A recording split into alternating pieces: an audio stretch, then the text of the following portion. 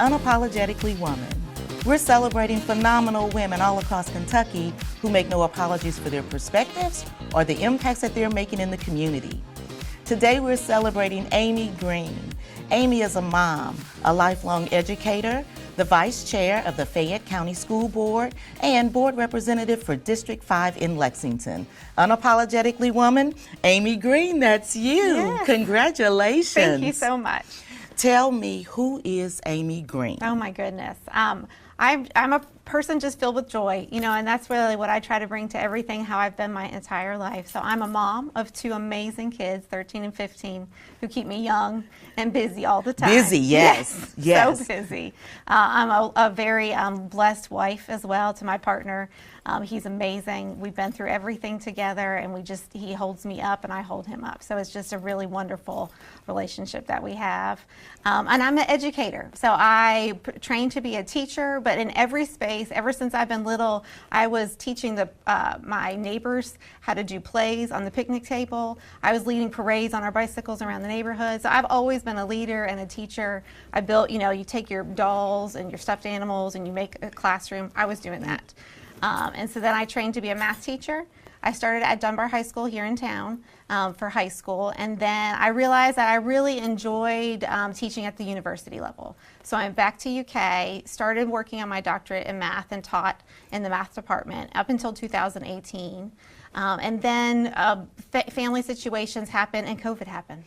Right? And I know. Yeah. And so my kids were in 2nd and 4th grade at that point. And so I decided it worked for our family. Really, we were blessed to have that situation where I could stay home. And so I helped them through the pandemic and that teaching at home with them as well. Whew. Yeah.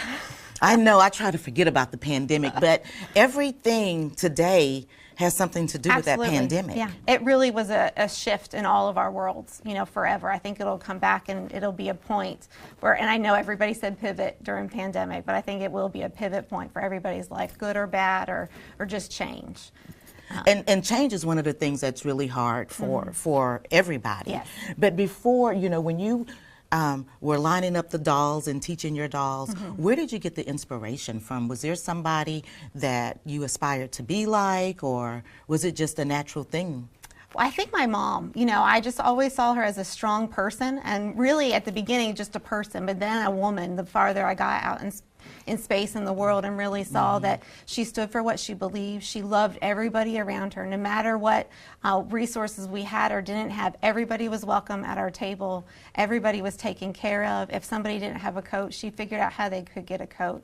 And she stood up for us. And the most important thing, I think, is she believed in us, that our decisions mattered, our voices mattered, and that we had power within ourselves even when we were little. And so I thought, I want to make sure I feel powerful just as a kid, the way she looks at me and speaks to me, that's something that I'm going to continue to do in my life. What does your mom think about all of the things that you're doing? Oh, she's amazing. She's just so proud. She is so proud. She's my #1 supporter outside of my, immediate family. She just can't believe every step I take, But then also she said, I can believe it because you can do anything. And she's always said that. She's always supported me along the way. I mean, isn't that important to have somebody that's like, no, you can do this. Yes. You can do this. I had no doubt that you can do it. Yeah. And then watching her do it in her own life. So she was a stay-at-home mom, and then she rode horses. And then the horses lost their shoes. So she was like, well, it's too expensive to hire somebody. I'm going to just learn how to be a farrier myself. So she came, we lived in Pennsylvania, she came down to Kentucky, went to horseshoeing school, and became a farrier, very successful. And she actually did one of these interviews in the 90s in Louisville. And I don't think it was with Community Action Council, but similar, and so I just saw a woman in my life that made her way when there may not have been a way. And along the way, she always took care of us and continued to say, you got this. And so even in school, she's like, if you disagree with the teacher, you tell the teacher you disagree with them. You have that conversation, polite and respectful, but your voice matters.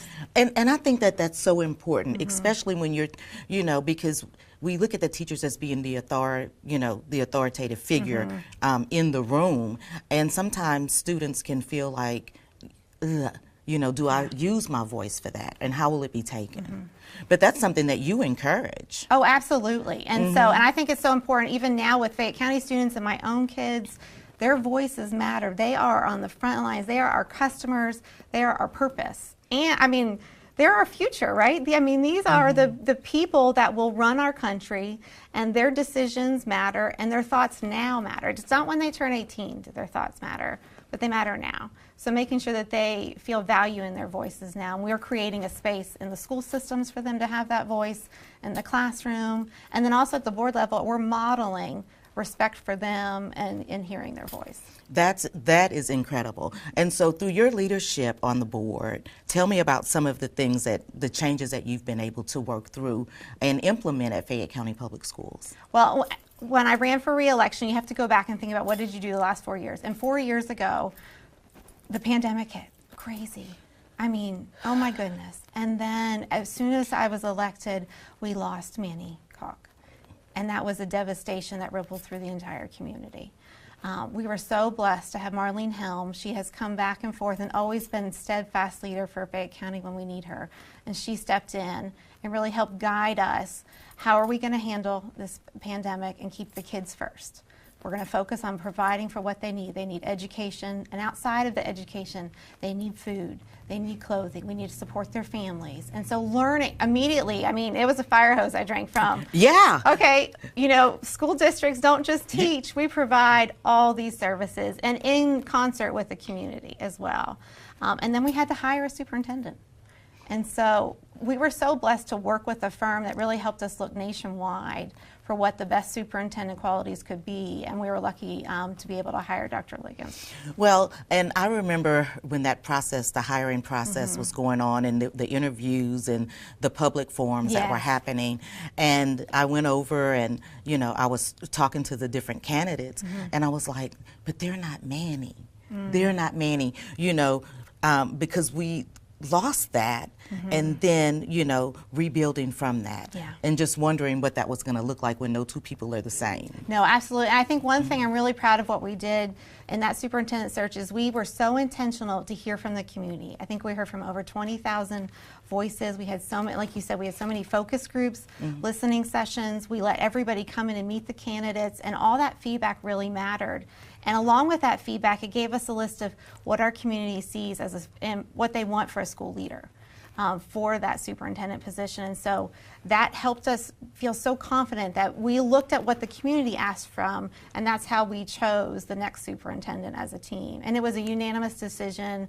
It was really hard. All 5 candidates were amazing. But we were very lucky with how it's worked out. And I think hearing, that was just a good start to my service on the board, because we demonstrated how we hear from the community, how their voice matters, and creating different avenues, because not everybody's privileged to come to a board meeting on a Monday night. Right. Not everybody's privileged to speak English and feel comfortable typing on an email or making a phone call. So just providing all the different ways to hear from people, so it was much more equitable of a voice. And we've continued that process through building this strategic plan.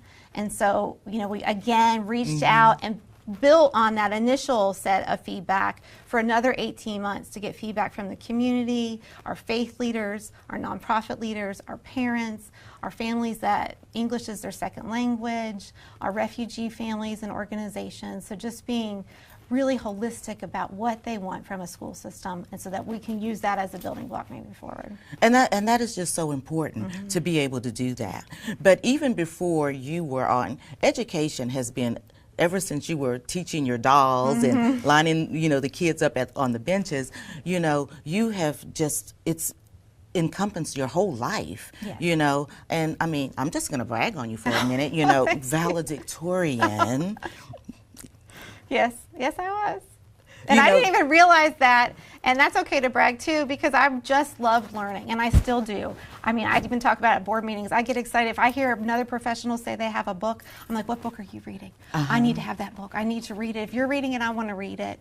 And so I just love to learn, and I just love school. It was a place that I felt loved, I felt accepted, and I thrived. And not until I think I was the end of my junior year did I realize that I was even like in a ranking system. So, but I'm very proud of the work I did. And you should be. Yes. And so not only that, that's all a part of you, but your earrings today. Oh, thank you have you. a thing for earrings, and those are beautiful. Where'd you get them from? Tell us that story. These are from Egypt. My sister is a fashion merchant, and so she travels the world kind of researching fashion and just seeing different things. So as she started to do that, she would bring me home mementos. And so this is from one of her trips to Egypt.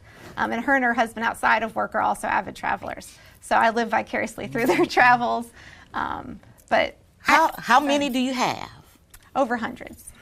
So I have, so a girlfriend of mine got me a beautiful circular earring display, but now I have boxes and Ziploc bags full. You have hundreds of them, but before we came, started recording, you were telling me that some of your favorites were made by Fayette County Public School students themselves. Yes. So the students, anytime I see, so I was in Midway, and there was like a little gift shop and a display, and at the bottom it said the student was a Fayette County student. So I'm like, I'm snatching up every pair here that's a different color, because again, that's lifting their voices, their talents, and just being able, if I can sit on the dais of the board or go out in the public and be able to say, these were made by a student, because they're valuable, their skills are so important no matter what age they are. So if I can just do that little bit to highlight them, absolutely. And you show value because you also have some bracelets on. Oh, yes. Yeah, that you're wearing very proudly. Yes, so these are, my daughter makes me bracelets about every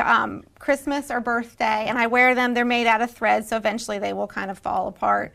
But it just reminds me every day of her value, and then I can wear her stuff out in public too, and I'm proud of it, and it's something to talk about. Well, and that's a way of showing her that she has value, Yes. and what she's doing is important too. Yes. Because that took a lot of time, So if she's making that for you, she loves you and you love her, and you just wear it with pride. Because that was one of the first things you told me. It is, yeah. So before we have to cut this down, I'm going to pitch it to you for the last word. Okay. For young girls or young women that are looking to you, who may want to be like you someday, what kind of advice would you give them? I think two things. First, I'd say be yourself. And so I think a million philosophers have said it a different way. Be yourself, everybody else is taken. Unto thine own self be true, I think was Thoreau. But just be yourself. We were all made for a purpose. No matter what your faith is or what your beliefs are, every human is put here for a reason. And we can all make an impact. My mom made an impact on me, and now I'm able to make an impact on 40,000 students. What if each one of those 40,000 students makes an impact on just one other person? It can grow exponentially. And just the value of yourself. And that happens at all levels. So when you're little to when you're older. So just be yourself, because you are worth it. And then the second thing is to be kind. And again, there's so many people, Michelle Obama, they go low, you go high. Martin Luther King Jr., love conquers hate. That's the only thing. And so if we just bring a little bit of kindness and a little bit of love into all we do, it will just, first of all, it makes other people feel better. And when they feel better, then they're going to be more open to see things and to make wiser decisions. And so it's powerful to be kind, because you're giving a gift to somebody else, and also it's a gift to yourself, because when you go at something with anger, it narrows down your viewpoint, it narrows down your feelings to be accepting to something else. But if you go into something and just say, if I'm going to respond, it's going to be in kindness, that's going to make a difference in the world. That's beautiful. Thank you so much. Thank you so much. You guys heard it from Amy Green. Be yourself and just be kind. Continue to watch as we celebrate other phenomenal women just like Amy who are making strides in our community. I'll talk to you soon.